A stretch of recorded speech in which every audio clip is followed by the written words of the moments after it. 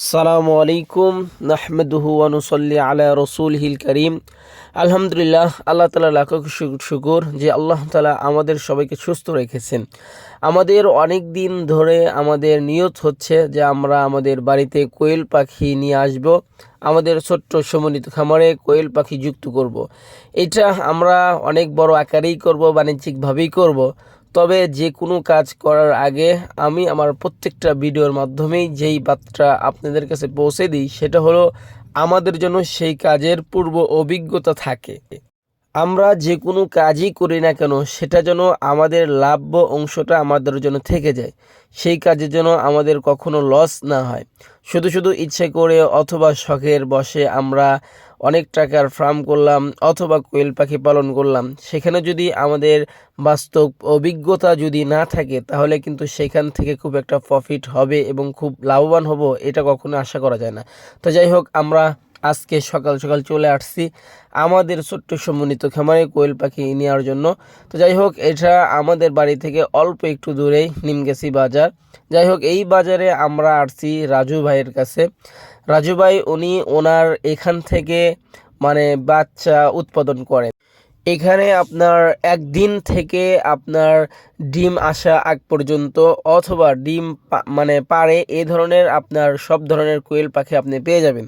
তো যাই হোক, উনি যেহেতু আজকের এখানে সেট আপ আছে, আজকে আপনার সর্বোচ্চ 14 দিন পর্যন্ত বাচ্চাগুলো আপনার এখানে পাওয়া যাবে। তো যাই হোক, আমাকে উনি বললেন যে 14 দিনের বাচ্চাগুলোই আপনি নিয়ে যান, তাহলে আপনার জন্য ভালো হবে। এজন্যই আমরা এখান থেকে আজকে প্রায় 50টার মতো কোয়েল পাখি নিলাম।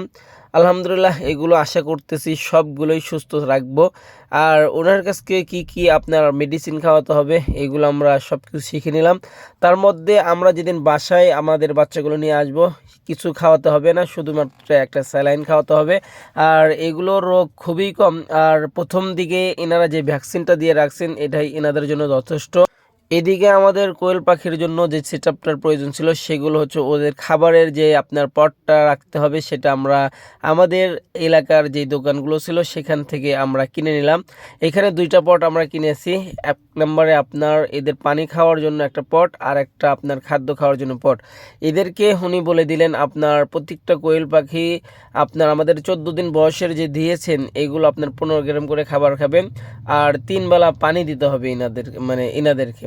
তো এভাবেই এদের আপনার একটু পরিচর্যা করতে হবে।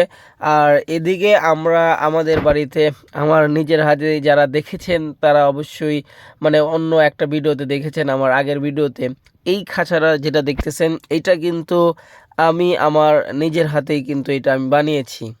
সব কথার এক কথা, যে কাজ করি না কেন শুধু সেখানে অর্থ ব্যয় করব, সেখানে আপনার পরিশ্রম দিবেন আপনি, কিন্তু সেখান থেকে লাভ হবে না সেই ধরনের মন মানসিকতা আমার নেই। কারণ এই খাঁচাটা যদি আপনি লোহা দিয়ে তৈরি করতে যান তাহলে সেখানে কিন্তু আপনার 5,000 টাকা লাগবে। এবং যারা অনেকেই খাঁচা বানিয়েছেন অথবা খাঁচা কিনেছেন তারা কিন্তু অবশ্যই বোঝেন। আর যেহেতু আমাদের বাড়িতে আপনার বাঁশ ছিল, আমরা বাঁশ দিয়ে নিজের হাতেই এই খাঁচাটা আমরা বানিয়েছি। আর এদিকে আমাদের পাত্রের মধ্যে আমরা ওদের যে খাবারটা আছে প্রাথমিকভাবে সেগুলো আমরা দিয়ে নিলাম। আর আপনার একটু স্যালাইন দিয়ে ওদের পানিটা ঠিকঠাক করে সেটআপ দিয়ে দিলাম।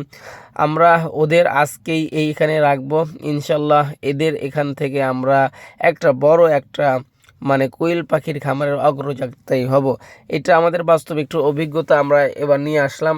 ইনশাল্লাহ যদি এখান থেকে ভালো কিছু ফলাফল পাই তাহলে আমরা ইনশাল্লাহ এর থেকে বড় করে আমরা শুরু করব।